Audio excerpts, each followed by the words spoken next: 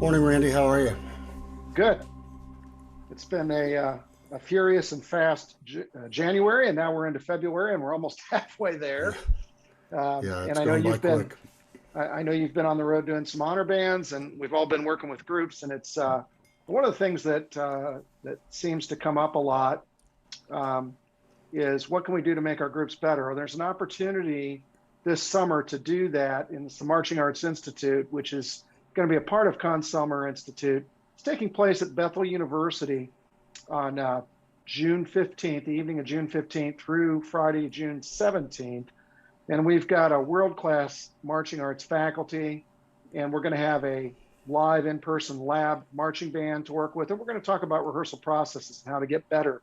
And you're going to see those things put into practice. And of course, we got some of the wonderful people from Blue Devils that are going to be joining us on the staff, Chip Krotz and Scott Johnson and yourself and Scott Chandler. It's going to be an awesome experience, right, Richard? I'll tell you what, Randy, we do have great clinicians, and I will give a shout out to the Blue Devil team a little bit because I watch them work all the time, and they're amazing. And it doesn't matter what level of group you have, um, they're willing to help, and they'll give you some great ideas. So the Blue Devil staff, along with the rest of our faculty, I think will really give folks a leg up when it comes to getting your band ready for this fall. Absolutely. And of course, Beth is going to post that link to register. And, you're going to have the option. I know right now there's a lot of hesitancy because people aren't sure if they can do in person. You can register for the virtual edition of that. It's going to be live streamed. And then if you decide you want to change it later on, you'll be able to update that registration. So be sure to, take advantage of that discount right now until February 15th and sign up for the Marching Arts Intensive. And one of the things I'm sure we're probably going to talk about that at Marching Arts Intensive is going to be the use of the tuner. Richard, as you're working with honor groups, let's talk a little bit about that, how you've approached the use of the tuner. Well, one of the things that I just got done having a wonderful experience with the Idaho All-State Band, just great kids, great directors, great people. I had a blast, but we were talking in rehearsals a lot about us saying to our students, you need to listen better. You need to make sure that you're really listening. And I think sometimes we don't always teach them how to listen. And this is where I think we can use tuners the best. If we're using something like the tonal energy tuner or whatever tuner you may use. I think it's important for us to teach kids how to listen before we ask them to listen. And one of the things that the tuners can do can show them where they're at on given notes. We all know that when you stick a tuner in front of a student's face, it doesn't mean they're going to play in tune for the rest of the rehearsal, or or the rest of their lifetime. But it does mean that they get a chance to see where this certain note was or where this group of notes is. And one of the things I did a lot this last week is just check kids on basic pitches on their instrument to see where they were. And as we all know, bands are notorious for playing sharp.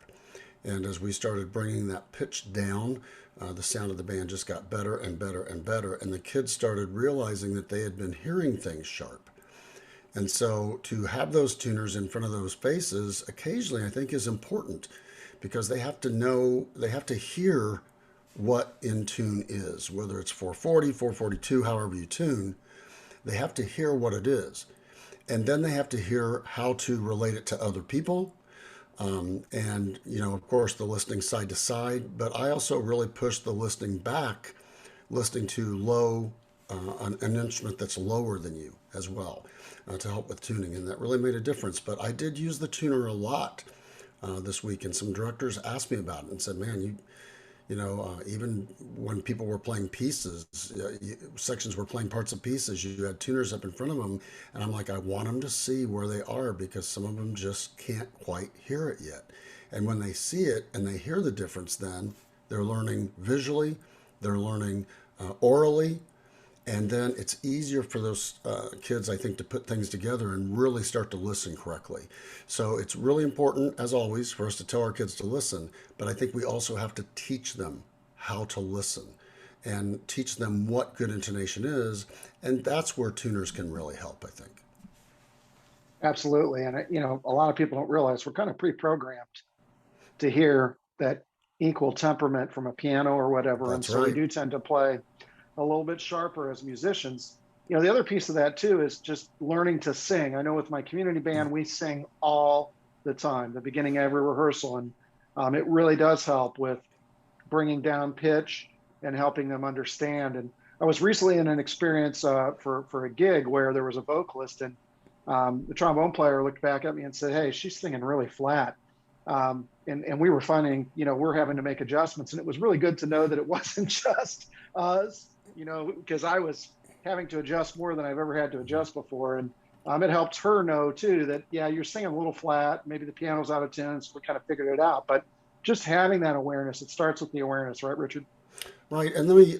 I'm glad you brought up the singing thing too, because we did a lot of that. I always do that with my honor bands and all state bands. But one of the things I did this last weekend, and it does take some time, but with the tonal energy tuner, I made sure it was set on pure tuning. I would do. We would start with low B flat, and we'd also start with F concert, of course. But on low B flat, I'd have them hum the low B flat on the tuner. I'd make sure the tuner was set to pure or just tuning. Then I'd have them hum a major second above. We'd talk about how they need to adjust that note.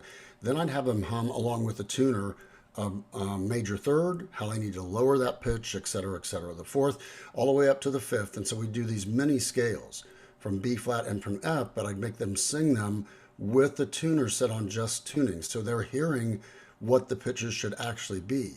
Then I do it on equal distant tuning, and they would totally freak out because they were like, "Oh man, that sounds terrible." And I'm like, "But that's what we try to tune to a lot," and they agreed. And then once we got that idea of the just tuning across, singing wise, they were able to play it so much better. Their sound warmed up. It got so much darker and richer because they were bringing that pitch down. So that's a simple exercise you can do as well. Yeah, that's great. And just like a great warm cup of coffee on a cold winter's day, a good tuner and some listening skills can certainly make your ensemble sound great. Thanks so much, Richard, for joining me again this morning on Tuesday's Coffee Talk, and we'll see you again next week. Thanks, Randy.